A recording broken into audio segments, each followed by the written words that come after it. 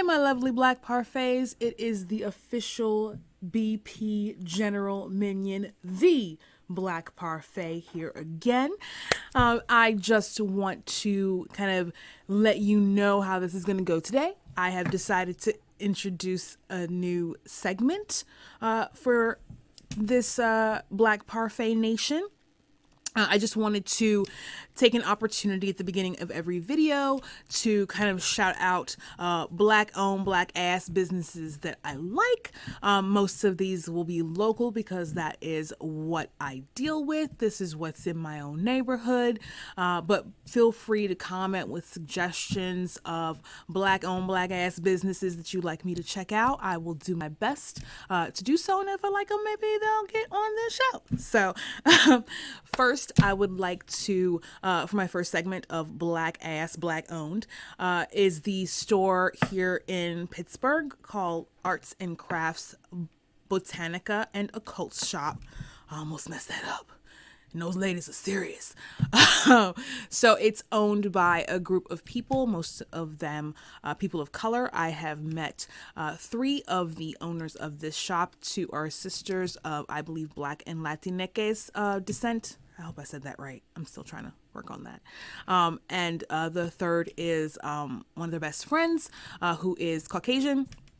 They're all really cool people. And I have been to that shop and dropped so much money.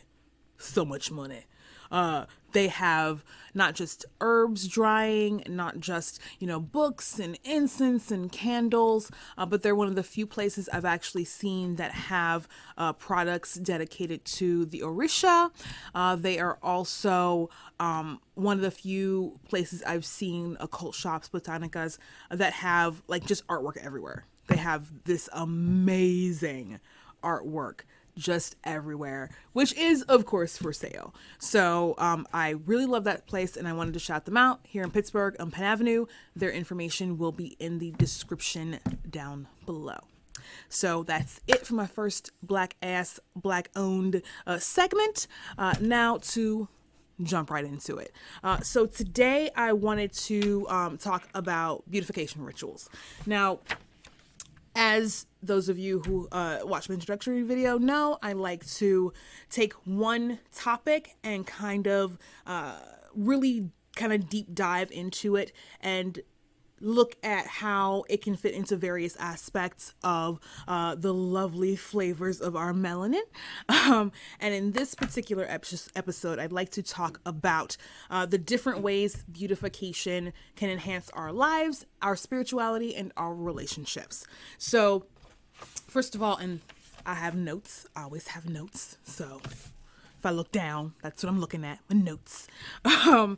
But first of all, I'd like to just give a broad idea of what I mean when I say beautification rituals. Now, for me, beautification rituals are anything that makes you feel not just beautiful, but comfortable in your own body and your own skin, makes you feel peaceful in your body.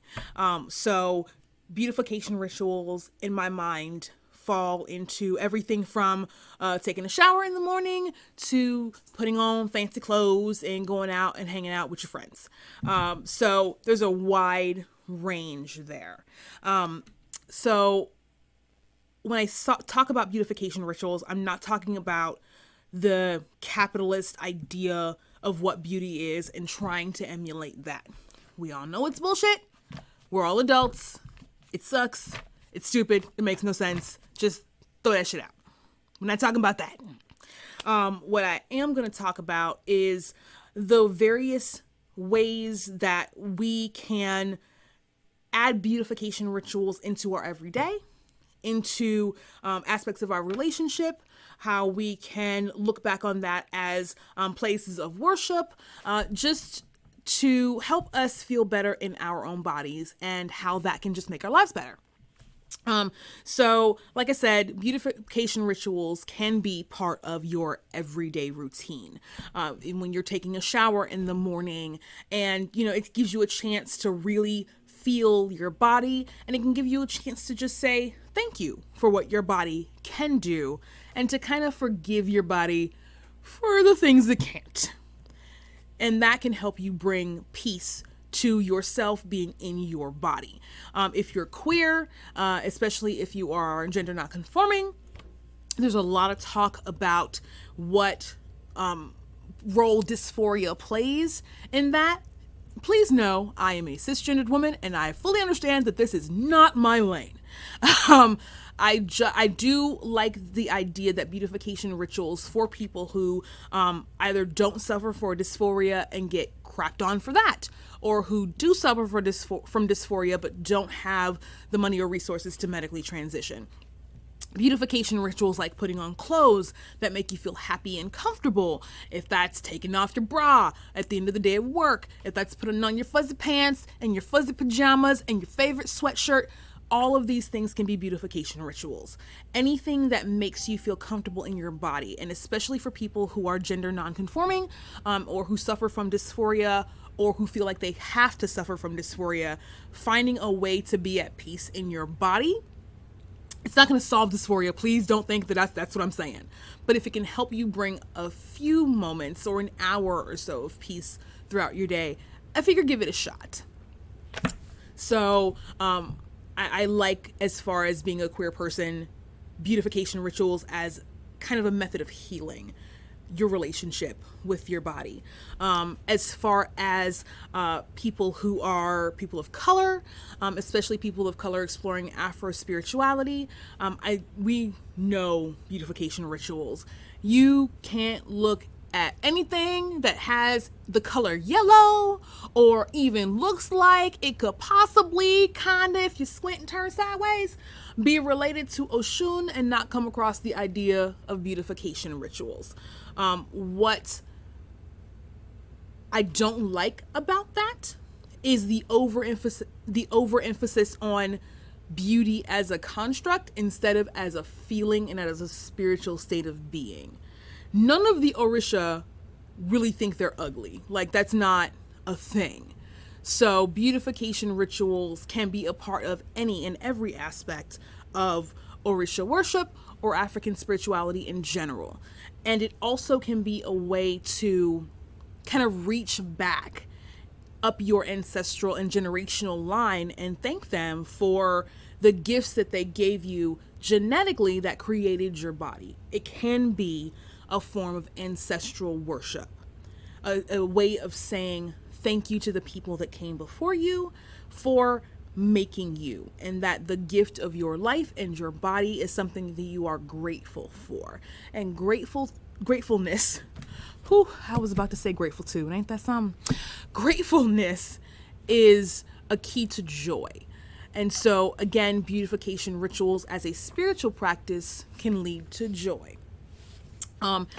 Another aspect of beautification rituals I like to touch on is beautification rituals in kink and alternative relationship spaces. This is kind of an easy one if you're at all familiar with kink and power exchange relationships or alternative forms of relationships. The idea of service and body worship is very common. Very, very, very common. So beautification rituals on a partner are talked about a lot. Giving manicures, giving pedicures, learning various forms of massage. But there are other aspects of that and why it might be necessary to do those things for yourself, to find ways of making yourself feel beautiful or encouraging yourself to see yourself as just beautiful or as at peace in your body.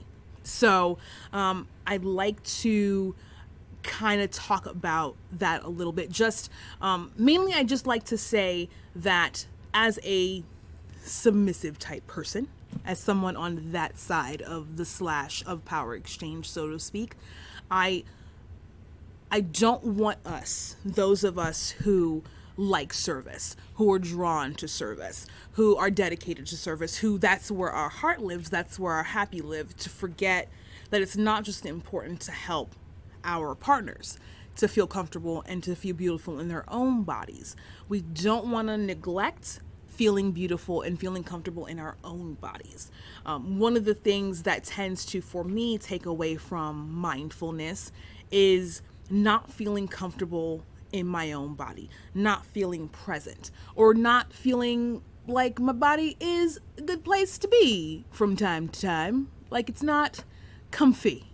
It's not like my favorite hoodie. It's just not. So getting to a place where you incorporate little aspects of beautification ritual means that you can also incorporate little aspects of mindfulness in your day, which helps you be more comfortable in your body, be at peace with your body, but also means it's easier to be mindfulness in service. So you as a person are worthy of feeling beautiful, are worthy of feeling at peace in your body every day, all the time. But we don't. So this little rambling video, hi, I know me, is simply a way to kind of examine the ways in which beautification rituals can kind of help you, can be a little bit of light and peace in your day, and how you don't have to do anything special. It doesn't have to be a ritual. It doesn't have to be a huge thing to add a little bit of peace and a little bit of mindfulness and a little bit of beauty to your day. And it doesn't require anything but you. That's it. It's real cheap. It's $3.99. Just takes a little bit of thought. So I hope that you enjoyed this video, and I will learn to talk a little slower. I know I talk kind of fast from a big family. But I hope that you enjoyed this video, and I hope you take some time to kind of look at your day and see if you can add a little bit of that into your life. So I want you to tell me in the comments, what everyday habits do you think you could turn into beautification rituals? And if you have beautification rituals, even if that's not what you always called them, have they helped you? Have they had to change? What has to be adjusted? And for those of you who haven't, what did you think? What do you think this could be something that helps you? Do you think this could be a positive aspect of your life? Just let me know in the comments. And then join us next time here in Black Parfait Land. And don't forget to bring your spoon.